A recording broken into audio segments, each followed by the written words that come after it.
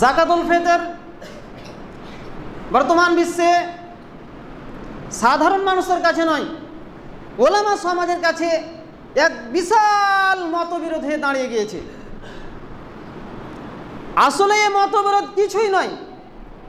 সঠিকভাবে আমরা যদি কোরআনকে এবং হাদিসকে মূল্যায়ন করতে পারতাম তাহলে এই বিরোধিতা কখনোই হতো না। জাকাতুল ফিতরকে নিয়ে যেভাবে আমরা মানুষের কাছে বিরোধিতা একে অপরের বিরোধিতা করে মত পার্থক্য করে সমাজের কাছে রাখতে চাইছি, এটা কিন্তু হাদিসের ভাষা নয়। আর আমরা মানুষকে এভাবে দিনের পর দিন মানুষকে এক মত পার্থক্যের দিকে নিয়ে চলে যাচ্ছি, তার কাছে আমল ঈমান আছে কিনা এটা দেখার বিষয় নয়। কখনো লাইলাতুল কদরকে নিয়ে, কখনো বা শবে কদরকে নিয়ে, কখনো বা তারাবিকে নিয়ে, কখনো জুমার দিনের 2 আজানকে নিয়ে, কখনো হাত বাঁধা উপরে নিচে নিয়ে, জোরে আমিন আস্তে আমিন নিয়ে, এভাবে আমরা মানুষের কাছে সমাজে খালি মতবিরোধী রাখতে পারিছি। কিন্তু একটা মানুষ যে সারা জীবন অন্যায় কাজ করে চলে যাচ্ছে, আল্লাহ সুবহানাহু ওয়া তাআলা কথাকে মূল্যায়ন করে না, একজন মানুষ সারা জীবন পাপে যুক্ত হয়ে আছে, তো তাকে কিভাবে ওখান থেকে টেনে নিয়ে আসা যায় এভাবে আমাদের কোনো বক্তব্য নেই। এর জন্য আমাদের জোরালো কোনো প্রোগ্রাম নেই। যদি থাকতো তাহলে জাকাতুল ফিতর নিয়ে এত মাতামাতি করতে হতো, এটা কোনো কথাই নয়। যেহেতু একাধিক সহিহ হাদিস এটাই প্রমাণ করে, একটা হাদিস নয়, একাধিক হাদিস প্রমাণ করে। আর হাদিস ওই হাদিসগুলো প্রমাণ করে যা কোরআনের পরে সব থেকে নির্ভর, একদম নির্ভেজাল যুক্ত হাদিস, যেগুলো যাতে কোনো সন্দেহ বিন্দু মাত্র নেই। সমস্ত আলেমকে আপনি এক জায়গাতে বসেন, ওই হাদিসগুলোর কেউ বিরোধিতা করবে না। ওই হাদিসগুলো প্রমাণ করে যে জাকাতুল ফিতর কি দিয়ে আদায় করতে হবে। আল্লাহ রাসূল সাল্লাল্লাহু আলাইহি সাল্লাম বলছেন, মুসলমানের পক্ষ থেকে, প্রত্যেক মুসলমানদের পক্ষ থেকে, ছোট বড় স্বাধীন পরাধীন সমস্ত মানুষের পক্ষ থেকে জাকাতুল ফিতর আদায় করা হতো একসা। বিভিন্ন হাদিসের ভাষা, তার সারমর্ম, আঞ্চলিক যে সমস্ত অঞ্চলে যে খাদ্য যেটা প্রধান, সেই খাদ্য দিয়ে আদায় করতে হবে। হাদিসের বিভিন্ন ভাষা, তো তার সারমর্ম আপনাদের সংক্ষেপে শোনালাম। যে এলাকার যে সমস্ত খাদ্য প্রধান, খাবার যেটা প্রধান, সেটা দিয়েই জাকাতুল ফিতর আদায় করতে হবে।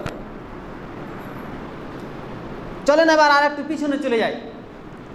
হাদিস ভাষা শোনালো কি আমাদেরকে, যে মুসলমানের পক্ষ থেকে। এখন বাছাই করুন মুসলমানকে, বাছাই করুন এখন যে মুসলমানকে। ইসলাম দাঁড়িয়ে আছে 5টা খুঁটির ওপরে, 5টা পায়ার ওপরে ইসলাম দাঁড়িয়ে আছে। স্বইচ্ছায় স্বজ্ঞানে কোনো রকম বাহানা করে কোনো মানুষ যদি একটা পায়া থেকে সরে যায়, তাহলে ওই 4টা পায়া নিয়ে সে ইসলামের উপর টিকে থাকতে পারবে না। রাসূলুল্লাহ সাল্লাল্লাহু আলাইহি ওয়াসাল্লাম বলছেন, বাইনাল আবদি ওয়া রাসূলুল্লাহ সাল্লাল্লাহু আলাইহি ওয়াসাল্লাম বলছেন, বুনিয়াল ইসলাম আলা খামস, শাহাদাতু আল্লা ইলাহা ইল্লাল্লাহ ওয়া আন্না মুহাম্মাদুর রাসূলুল্লাহ। ইসলাম নির্ভর করে আছে, টিকে আছে 5টি পায়ার উপরে। কোনো ব্যক্তি যদি স্বজ্ঞানে স্বইচ্ছায় তার একটি পায়া থেকে সরে যায়, একটি পায়াকে টেনে নেয়, তাহলে ওই 4টি পায়ার উপরে ইসলাম টিকে থাকবে না তার কাছে।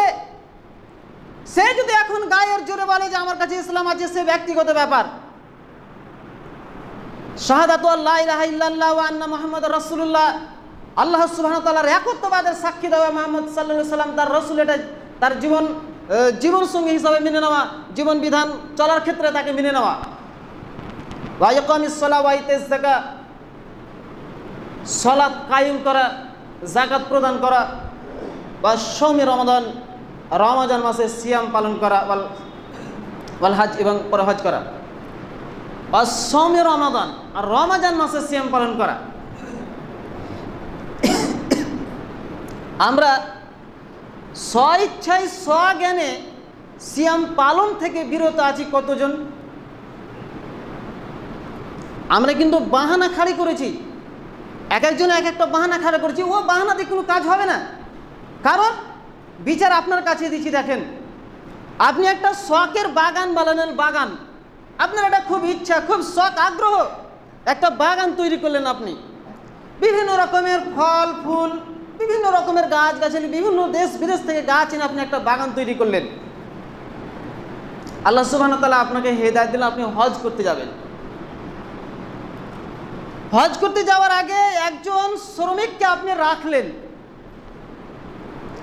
আর বলে দিলেন ওই লেবারকে যে শুনো, আমি এখন হজে চলে যাচ্ছি, তো যথেষ্ট পরিমাণে তোমার দায়িত্ব থাকলো এই বাগানের দেখভাল করা।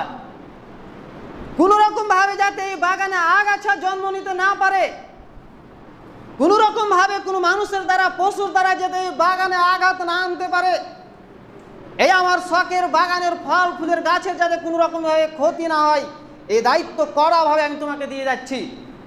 শোনো, এটাও শুনে রাখো যে এর যা পারিশ্রমিক তুমি চাইবে তাই তোমাকে দেওয়া হবে। এ তো তুমি কোনো রকমভাবে পিছে সরে যেও না যে তাই তো আমাকে পারিশ্রমিক দিবে কিনা, সে ফিরে আসবে কিনা। আমি আসবই গ্যারেন্টি ইনশাআল্লাহ তাআলা, আর তোমাকে পারিশ্রমিক তোমাকে দেবই আমি ইনশাআল্লাহ তাআলা। এই জন্য তুমি পিছে হটিও না। তিনি চলে গেলেন হজে। হজ থেকে ফিরে এসে তিনি বাগানে যাচ্ছেন। তো বাগানে গিয়ে দেখছেন যে বাগানের একাকার অবস্থা, আগাছাও এক জন্ম নিয়েছে, গাছ গাছালি পশু পাখিতে এত আক্রমণ করেছে যে ছারখার করে ফেলে দিয়েছে। দেখা হলো ওই লেভারকে যাকে দায়িত্ব দেওয়া গিয়েছিল, শোনো তোমাকে যে আমি দায়িত্ব দিয়েছিলাম, তো এই অবস্থা কেন বাগানের, এই অবস্থা কেন বাগানের? তিনি তখন বলছেন, জনাব দুঃখের কথা কি বলবো, আমি সংসার নিয়ে খুব ব্যস্ত ছিলাম। ওই ব্যস্ত থাকার কারণে আমি এই বাগানের তেমন শ্রম দিতে পারিনি। মেনে নেবেন এই কথা? মেনে নেবেন ওই লেবারের, ওই শ্রমিকেরা এই কথা আপনি কি মেনে নেবেন? বিচার আপনার কাছে থাকলো, আপনি আপনার সুবুদ্ধি দিয়ে বিবেচনা করুন যে আপনি এই কথাটা মেনে নেবেন কেন। আল্লাহ সুবহানাহু ওয়া তাআলা আপনাকে পাঠিয়েছেন, ওয়া মা খালাকতুল জিন্না ওয়াল ইনসা ইল্লা লিয়াবুদুন। আমি তোমাকে পাঠিয়েছি এখানে ইবাদতের জন্য। তুমি এখন বিভিন্ন রকমের বাহানা করে যে তুমি ইবাদত থেকে গাফিল থাকো, এর দায়িত্ব তো আমি নিই। এর জন্য শাস্তি ভোগ তোমাকে করতেই হবে। এটা তুমি শুধু ইনকার না, অস্বীকারই করেছো। বিভিন্ন রকমের বাহানা দাঁড় করে দিয়ে তোমাকে কে বলেছে দুনিয়া করতে? আল্লাহ সুবহানাহু ওয়া তাআলা কেন তোমাকে দুনিয়া পাঠিয়েছেন? তিনি তো বললেন যে ওয়া মা খালাকতুল জিন্না ওয়াল ইনসা ইল্লা লিয়াবুদুন। তাহলে আপনি রোজা না রাখার কারণে এত বাহানা দাঁড় করেছেন কেন? আপনি চিন্তা করুন এখন ইসলামে আছেন কিনা আপনি। আমি ফতোয়া দিচ্ছি না আপনাকে আপনি ইসলাম থেকে বের হয়ে গেছেন। আপনি আল্লাহ সুবহানাহু ওয়া তাআলা আপনাকে একটা দায়িত্ব দিল, আর আপনি দুনিয়ার সংসারের মায়া মহব্বতে পড়ে আপনি একটা সমস্যা দাঁড় করে দিয়ে আল্লাহ সুবহানাহু ওয়া তাআলাকে দেখাচ্ছেন যে আমি ব্যস্ততায় পড়ে গেছি, তার জন্য আমি রোজা পালন করতে পারিনি। আমি ব্যস্ততায় পড়ে গেছি, তার জন্য সালাত আদায় করতে পারিনি। দুনিয়ার বিভিন্ন রকমের কাজকর্ম থেকে আমি ফারাক হতে পারিনি, এই জন্য হজ করতে পারিনি। টাকা আমার কাছে খুব মহব্বতের ছিল, এই জন্য সাহেবের হিসাব হওয়ার পরেও আমি যাকাত আদায় করতে পারিনি। এই বাহানা খাড়া করে আল্লাহ সুবহানাহু ওয়া তাআলা শুনে নেবেন। আর এদের এই বাহানা দেখে মৌলভী সাহেবদের মাথা গরম হয়ে যায়। এরা তখন এবার মত পার্থক্য শুরু করে দিলে যে এরা মুসলমান আগে কিনা এটা যাচাই করে। 2013 সালে আরবের যারা সব থেকে বিখ্যাত আলেম তারা ফতোয়া জারি করে রেখেছে, বাইনাল আবদ ওয়া মিনাল কুফরি তারকুস সালাহ, এই হাদিসের ভিত্তিতে যে যারা নামাজ পড়ে না এরা মুসলমানই নয়, যারা নামাজ পড়ে না এরা মুসলমানই নয়। ফতোয়া আরো বিস্তারিত তিনি দিচ্ছেন যে এদের কবর ওখানে হবে না যেখানে মুসলমানদের কবর হয়। তাহলে আপনার ফেতরা নিয়ে কেন আমাকে মাতামাতি করতে হবে? আপনি কিসের ফেতরা দিবেন না দিবেন সেটা আপনি বুঝলেন। এই ব্যাপারে আমাদেরকে কেন মত পার্থক্য তৈরি করে আমাদের ওলামাদের মধ্যে একটা বিভ্রান্তি সৃষ্টি করে একতাকে নষ্ট করতে হবে? আর হাদিস তো তাই বললো যে প্রত্যেক মুসলমানের পক্ষ থেকে ফেতরা আদায় হবে। তা আপনি প্রমাণ করুন যে আমি মুসলমান, প্রমাণ করুন আপনি। আমি বলছি না ফতোয়া দিই না আমি,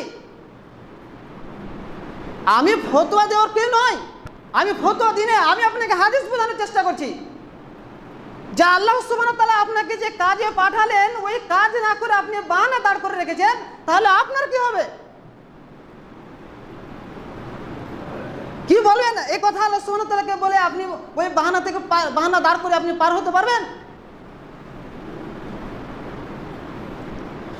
আপনি মানুন, মেনে মুসলমান হন, তখন আপনার উপরে যাকাতুল ফিতর আদায় ফরজ হবে। কেন সিয়াম পালন করেননি? কেন সিয়াম পালন করেননি? কেন? জবাব আছে। আপনি একটা বাহানা দাঁড় করাবেন, প্রচুর রোদ, কড়া দিন, কাজ করতে হচ্ছে মৌলভী সাহেব, কাজ না করলে খেতে পাবো না, এই বাহানা দাঁড় করে দিলেন আপনি।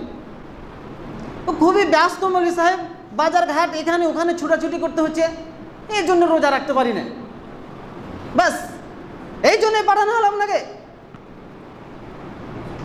আর এখন আপনার সমস্যাকে নিয়ে আমাদেরকে মাতামাতি করতে হবে। সম্মানীয় উপস্থিতি, আপনি প্রমাণ করুন যে আমি একজন মুসলিম, তারপরে আপনার যাকাতুল ফিতর কি হবে? ফরজ হবে। আপনি যদি প্রমাণ না করতে পারেন তাহলে আপনার জন্য যাকাতুল ফিতর লাগবে না। যাকাতুল ফিতরের দুটি অর্থ, দুটি লক্ষ্য। এক, যে ব্যক্তি সিয়াম পালন করছিল, সিয়াম পালন করতে গিয়ে রোজা রাখতে গিয়ে তার ভুল ভ্রান্তি হয়ে গেছে, তো ওই ভুলটা তার ক্ষমা হবে। তো আপনার সব কিছু স্বচ্ছ ছিল, ক্ষমতা ছিল, সময় ছিল, আপনি সিয়াম পালন করার উপযুক্ত ব্যক্তি ছিলেন, কিন্তু সিয়াম পালন করেনি, আপনার যাকাতুল ফিতর আদায় হবে? যেহেতু যাকাতুল ফিতরের প্রধান দুটি লক্ষ্য উদ্দেশ্য, একটা হচ্ছে যে আপনি সিয়াম পালন করে যে সমস্ত ভুল ত্রুটি হয়েছে এই ভুল ত্রুটি আপনার ক্ষমা হবে, তা আপনি সিয়াম পালন করেনি তো আপনার কিছু ফিতরা হবে। এক। দ্বিতীয় লক্ষ্য, যে যাদের অনাহারে যে সমস্ত ব্যক্তি আছে, যারা দরিদ্র অসহায় ব্যক্তি, তাদেরকে ঈদের আনন্দতে অংশগ্রহণ করা। আমরা যুক্তি দান করলাম যে ঈদের আগে, ঈদ করতে যাওয়ার আগে আমাদেরকে কি দিয়ে যেতে হবে? যাকাতুল ফিতর আদায় করে দিয়ে যেতে হবে। যারা তাদের হকদার তাদের কাছে তাদের প্রাপ্য পৌঁছে যেতে হবে। তার বাড়িতে এখন প্রয়োজন ছিল ঈদের দিন সকালে লাচ্চার সময় এই বিভিন্ন রকমের একটি মিষ্টি জাতীয় খাবারের, তো আমি গুটি কয়েক চাল তার বাড়িতে দিয়ে চলে এলাম, সে কি খুশি হবে? খুশি হবে না। তো তার খুশি ওয়াকিস নিয়ে এখানে এই যে যুক্তি দাঁড় করলে হবে না, কারণ সঠিকভাবে হাদিস যদি মূল্যায়ন করতে পারা যায়, সঠিকভাবে যদি হাদিসের মূল্যায়ন করা যায়, তাহলে আমাদের সমাজে এখন কেউ যাকাতুল ফিতরের হকদার নেই। কেন? আল্লাহ রাসূল সাল্লাল্লাহু আলাইহি সাল্লাম বলছেন, যে ব্যক্তির কাছে সকাল এবং সন্ধ্যার খাবার উপস্থিত আছে, তারপরেও তিনি তার সম্পদ বাড়ানোর উদ্দেশ্যে, সকাল এবং সন্ধ্যার খাবার উপস্থিত আছে কিন্তু তারপরেও তার সম্পদ বাড়ানোর উদ্দেশ্যে মানুষের কাছে যে ভিক্ষা করে, চাহে, মানুষের কাছে যে হাত পাতে, সে তার জাহান্নামের আগুনকে আরো বাড়িয়ে নিল। তো আমাদের সমাজে সকাল সন্ধ্যার খাবার কার কাছে উপস্থিত নেই? সকাল সন্ধ্যার খাবার উপস্থিত কার নেই আমাদের সমাজে? তাহলে এরা যাকাতুল ফিতরের হকদার নয়। তো এই যুক্তি খাড়া করে আসল হাদিসকে তলে ফেলে দিয়ে তর্ক বিতর্ক করে লাফালাফি করার কোনো প্রয়োজন নেই।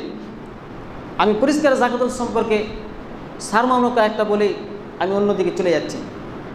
আপনি প্রমাণ করুন যে আপনি একজন স্বচ্ছ মুসলিম, এটা প্রমাণ করুন। আল্লাহ সুবহানাহু ওয়া তাআলার হাদিস, কোরআনকে, আল্লাহ সুবহানাহু ওয়া তাআলার কোরআন এবং মুহাম্মদ সাল্লাল্লাহু আলাইহি ওয়াসাল্লামের সুন্নাহকে মেনে আপনি প্রমাণ করুন যে আপনি একজন মুসলিম। ওই কোনো বাহানা দাঁড় করিয়ে দিয়ে আল্লাহ সুবহানাহু ওয়া তাআলার কাছে চলবে না। ও বাহানা দাঁড় করে দিয়ে আল্লাহ সুবহানাহু ওয়া তাআলার কাছে ওই সব কোনো আলো নেই। তা আপনি প্রমাণ করুন যে আপনি মুসলিম, তারপরে যাকাতুল ফিতর আদায় করুন। খাদ্য দিয়ে আর কোনো বিভ্রান্তি সৃষ্টি করার কোনো প্রয়োজন নেই। এরপরে এটাকে নিয়ে মারামারি করতে হবে যে ওই কেন এই কিরে টাকা দিয়েছে, তোমাকে টাকা দিতে নিষেধ করা হয়েছে, তুমি কেন টাকা দিয়েছে, এই আর করার প্রয়োজন নেই। সে টাকা দিচ্ছে, হাদিসকে অস্বীকার করে তার ব্যক্তিগত, তার সঙ্গে আল্লাহ সুবহানাহু ওয়া তাআলা বুঝে নেবেন। এটা আমাদের সমাজে আর বিশৃঙ্খলা সৃষ্টি করার কোনো চেষ্টা করার কোনো প্রয়োজন নেই। তাহলে আপনি প্রমাণ করুন যে আপনি একজন মুসলিম। যাকাতুল ফিতর খাদ্য দিয়ে আদায় করুন, তারপরে আপনি বন্টন করুন।